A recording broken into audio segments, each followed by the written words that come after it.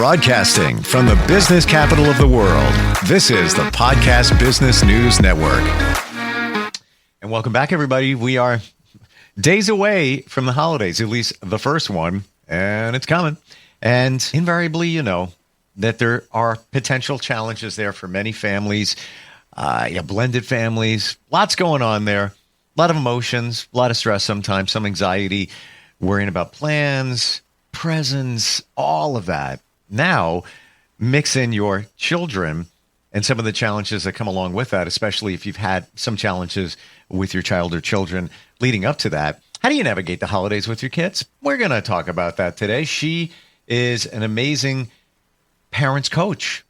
We need this. I wish I realized this many years ago. And her practice is called Healthy Foundations. Dr. Michelle Alden is back with us. How you doing today? I'm doing great. It's good to be here. Yeah, it's good to have you back. And this is a super important topic. I mean, it's tough enough, let's be honest, to navigate the holidays with friends and family, especially family. And I'm going to throw in here that if there's anybody that's listening or watching and says, everything's great with my family, we have never any issue. You're not being honest. Let's be honest. There's always things going on. What are the first things that we should remember when it comes to our kids and the holidays? Well, I think that it's easy to forget that it's kind of stressful, and also that even excitement kind of can produce a lot of anxiety, not just for the kids. And so if you're stressed as a parent, thinking about your mother-in-law coming over and the kids being out of school and stretching money to make it through and preparing meals and all of that the kids, it may seem like, oh, it's just all fun and games for them and they're not having any of that. But I've worked with a lot of families that the holidays are, they're really thankful if they have a holiday season where a child doesn't have to go to the mental hospital for a complete mental break, and you may feel that way as a parent, like, I hope I don't end up having to go. And I love the holidays, but it brings a lot with it. And that feeling of anxiety is it's a very similar hormone that's produced in the body that is the same as excitement. So your kids may be feeling excited, but it can come out as anxiety or vice versa. What do you think is fueling it?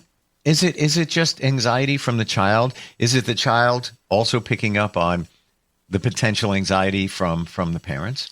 I think it's a lot of things. And so I think you have to take a step back and kind of look at everything that's going on and the things that you as the adults might be anxious about, and realize that the kids are carrying their own load of it and not be afraid to address it. And I tell parents to take charge of the holiday season and have a plan, even if it's loose and doesn't feel like, you're not sure exactly how it's going to go.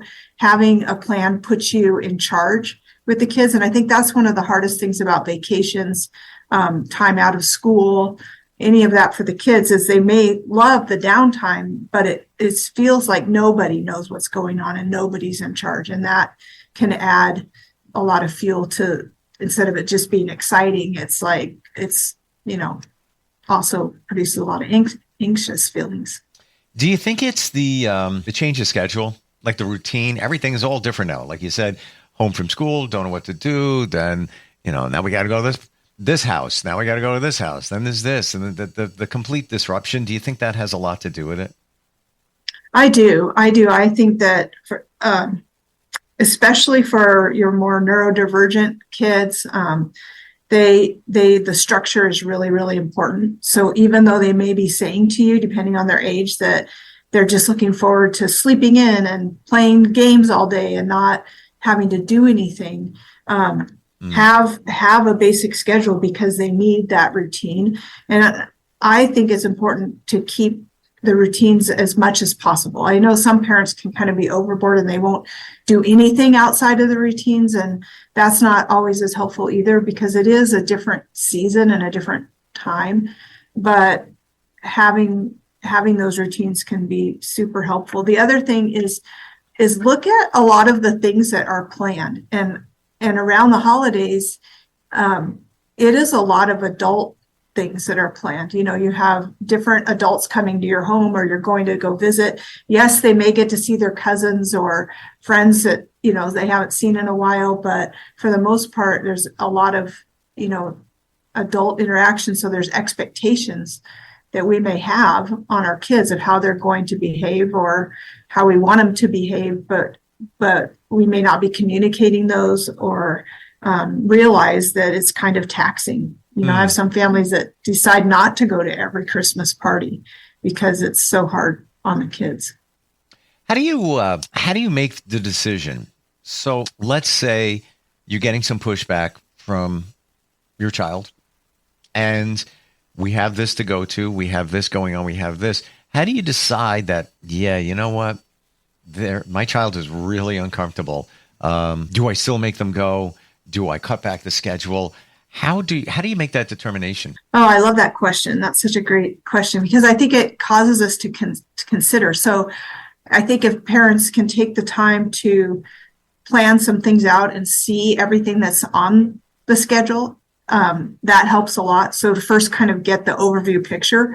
If we have 3 parties in 1 week, what do the kids need to go to? What is it okay that they don't go to? Also, if you have a history that they always have a major meltdown at the work party, then you might want to consider whether it's worth it or not. And if it's something that, is important to you, that your children are there, then you're going to have to do some prep work around that, so that we do have a different outcome than what we've always had. If we just expect it to be like it's always been and we do what we always do, probably going to happen that same way. So I think taking a look at that, and then there are some times where it may be a day by day thing. I just don't like to have parents hold that over the kid's head or dangle it like a carrot. And, if you're good today, then this is going to happen.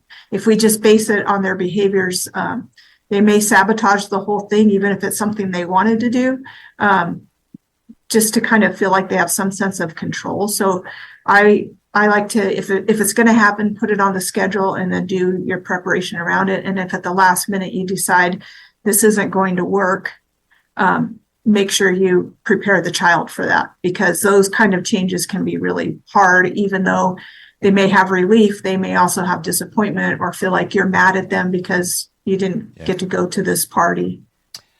What about reward? So can you look at it that way? Yeah, your child doesn't want to go. Maybe a meltdown or a mild one or the beginning of one. And is it okay to say, listen, we have to go. Everybody's going to be there. We'll be there just a short time. And if you go, I'll do this or I'll give you that. Is that a bad thing? Yes and no. I think when you see it as a reward or a bribe, it can kind of be a little bit off and may not get you the results. I look at it as incentive. We go to work so we get a paycheck. Is that a bribe, or is it, like cause and effect? Like, right, we do this, we get this. So I think it's good to teach kids that. So if there's an event that they don't want to go to, that you're just they have to fight their way through it, I think that's a good thing that we all have to work through sometimes. So taking that opportunity to say, we're going to go to this party. I know that you don't really enjoy it. Here's some things we're going to have that you can enjoy or you can look forward to. You can even, I've had parents bring their own treats or whatever, because it's all, so just preparing it ahead of time. And then I'm totally fine with, like, we're going to be there an hour. If everything goes well, then on the way home, we're going to stop and get, not that we need more sweets, but, something. Yeah. Thank you for pointing that out. Yeah, it's Because a lot of times, that I look for the parent manual. I can't find it. I don't know. Maybe it's under the couch, but yeah, I haven't found it yet. One thing I will say, and I think you'll agree with it, if you say something, you absolutely, positively, unequivocally have to stick to it. If you say to your child, yeah, on the way home, we'll stop for ice cream, you got to do it. And there's no deviation from that, right? Yeah. And I think the more you can be clear with those expectations, it helps a lot. And it builds that trust in the communication and the relationship when you're saying, hey, and I think if you just say something vague, like if you're good, or if you behave yourself, if you don't cause any problems, because most of the kids I work with, they don't think that they're bad, and they don't necessarily even know that they're doing anything bad. Sometimes they have some of that, of course they know like it's wrong, certain things are wrong or right. But for the most part, like, I think if we knew everything that was going on inside of their heads, they might think, you should see all the things I didn't do, right? So being really clear about what that means, like, we're going to go to this party. Maybe you can even make it a game. If you have a child that's autistic or socially, social skills are not their thing, you can say, you have to shake hands with 3 people, or you have to say hi. You can, give them some tasks that you want to see that they do. And you can tell them if you get nervous or it's not working out, or your friends that are there are not, you feel like they're not being kind, then you can come stand by me and just hang out with me. I want to go back to what you said a second ago, because I find it intriguing and also very insightful, as you always are. Kids don't think they're, I don't want to say, I'm afraid to say this, as bad as we think they are. I thought I heard you say that. They don't have a perception of they're going off the deep end, or just, kind of crazy. They don't see it that way. That's what I'm hearing from you. Yeah. And I think there's a couple different reasons for that. One is that a lot of kids are not very self-aware. They don't know how they're showing up in time and space, and how other people see them. They may have some even wrong perceptions about how people see them.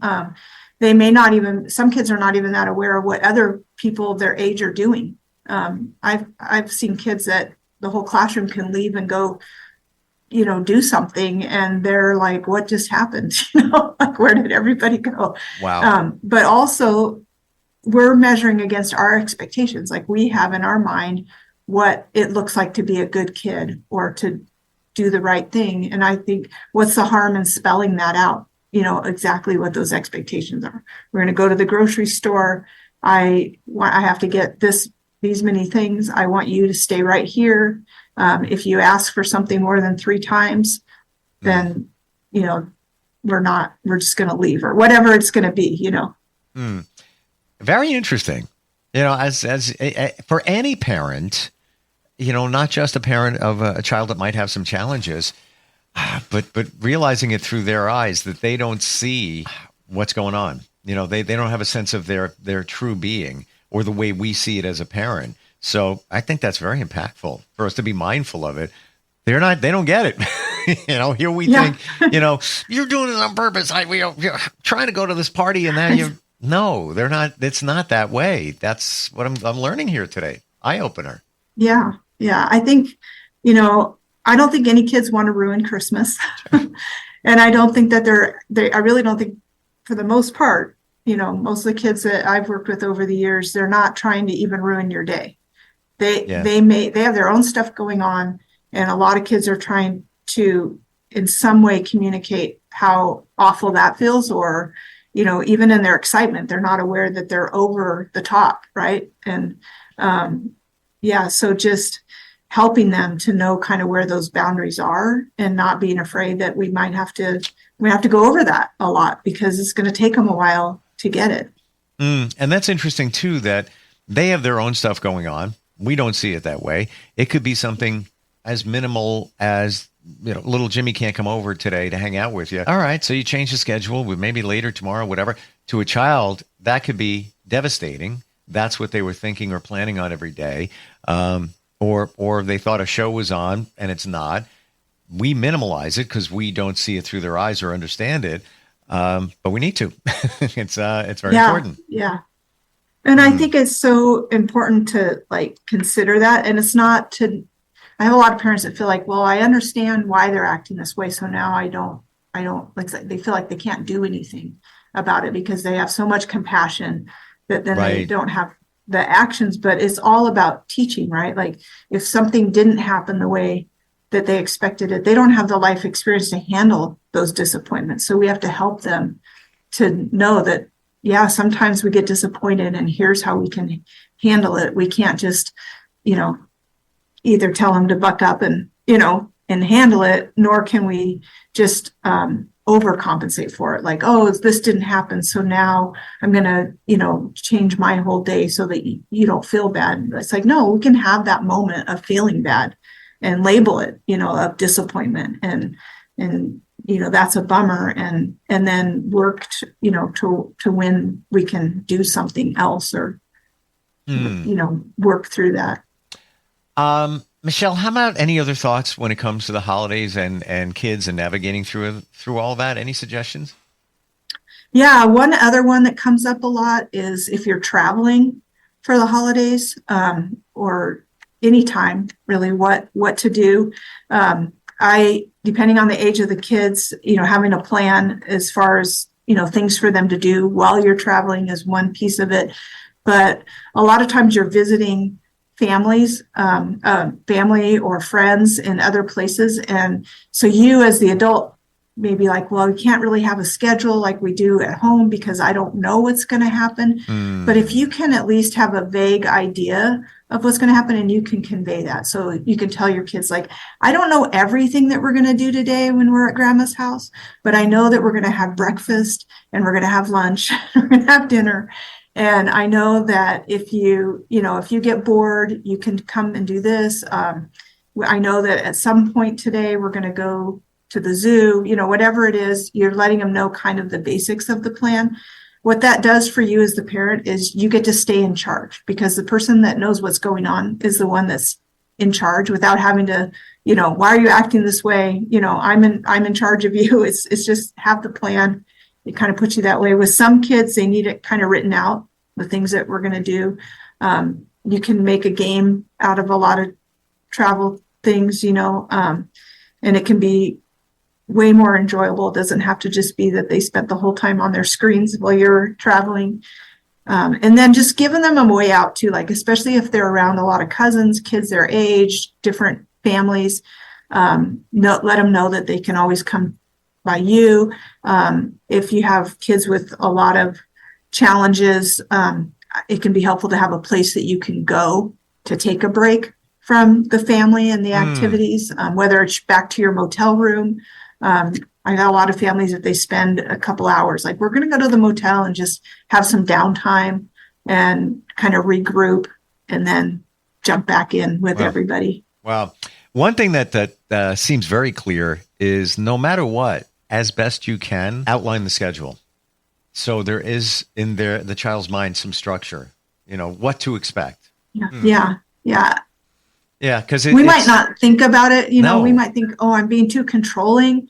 But for kids, it's not about controlling. And even if they're fighting you for control, like, I don't want to do this, I want to do this, that's okay. It's just for them, it's like for it to look like nobody knows what's going to happen. It can be really unsettling for kids, even older kids, when it looks like, yeah, we just sort of like show up and it's a big mad, frenzy and nobody's really, we don't know when we're going to eat or when, any of these things, So true, because when you think about it, you have expectations of your child. Why shouldn't they have expectations? They're just, sitting in the car. I don't know what's coming next. And that can be scary. It's like if I was, hanging out with somebody and I didn't know what we were going to do, a little uncomfortable, unless they said, my friend recently did this. I'm not telling you where we're going. Okay. And there was a nostalgic reason for that. We went to a restaurant we used to go to like 20 years ago and it reopened. I had no idea. But when you're a kid, you don't know what's going on. So that a lot of anxiety can come from that. Yeah, a lot of kids don't love surprises, and there's already a lot of them around the holidays, right? For sure. And I'll share, in a past relationship, the person I was with, family, would celebrate everything. And that's great. I mean, everything. No, I really did mean everything. And I worked very early in the morning, 3 different jobs. And there were times where I'm just going to hang home here. You go have a great time. Give my best this one time. I needed time. So I can't imagine, a kid where it's, you're on holiday tour 2024, happen to one location to another, especially with blended families. Like, there's so much in the mix where your kid just wants to maybe watch TV, just hang out, whatever. So I guess you need to read your child and understand. And the best word for all of us, Michelle, I believe, is compassion. Have compassion. We think we do, but maybe we don't so much because we don't understand. Yeah. One last thing too on, gifts and that kind of thing is I think sometimes we have this expectation that our kids should act a certain way when they get a gift. And it's not a bad expectation. Like, we want them to be grateful, but I feel like a lot of parents get really upset because they're like, they did all this planning and all this, gift buying, and then the kids just want to play with the box or just toss it aside. And if you're around other people and it's someone else's gift that was given to your child, it can feel even more pressure. Like, say thank you to grandma. Yeah, this is just really telling good. So just telling your kids ahead of time, I like to script it out for them. It's like, when you get something, like, you just need to look at the person and say thank you. And we'll, just help them through that, especially your kids that have social anxiety. They don't know how they're supposed to react. And so there sometimes is an overreaction, and sometimes there's and this is what gets parents more, is when there's an underreaction. And later they may play with that thing for hours, but in front of you or in front of the people, it's a lot of pressure. So look for places where you can take that pressure off. Thank you for bringing that up, because that's a big one. And you feel uncomfortable as a parent. You don't want people thinking your kid doesn't appreciate it. Maybe they do, but they're not expressing it. We have to teach them how, very simply, to express it. Michelle, what's the best way for somebody to find you if they just want to start a dialogue? Maybe they need help navigating all of this. Yeah, the best way to get a hold of me is to go to the website, parentingchallengingkids.com. There's a get started page. You can sign up and get a free call with me. It puts you right into my calendar, and we can start talking about how I can help you the best. I have an online parent group called the Playroom that you'll also see on the website, where you can get coaching every single week on whatever your problem is, or just listen to other people's stories and learn a lot that way. Those are 2 really good ways to get help right away. Yeah. One thing from the stories, you realize as a parent, I'm not alone. Others are dealing with the same stuff. Michelle, thanks so much for being here today. Truly appreciate it. You're welcome. Thank you for having me. We'll catch up next time. We'll be right back.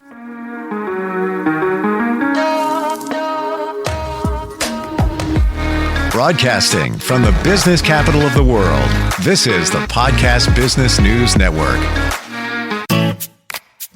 Hi, this is Terry Crews, actor, former football player, game show host, father of 5, and all-around big dude. I'm also an expert on drama. I know all kinds of drama. There's the good kind that comes with having a house full of kids. There's the bad kind, like season-ending injuries. There's the necessary kind, like having an agent in Hollywood. And there's silly drama, like the drama around my percolating pectorals. And then there's the drama you can skip. Skip the drama that comes with not having your high school diploma or equivalency. Find free adult education classes near you and finish your high school diploma. Visit finishyourdiploma.org. Or text diploma to 97779. Message and data rates may apply. Reply STOP to opt out. That's diploma to 97779. And leave the drama to actors like me. Brought to you by the Dollar General Literacy Foundation and the Ad Council.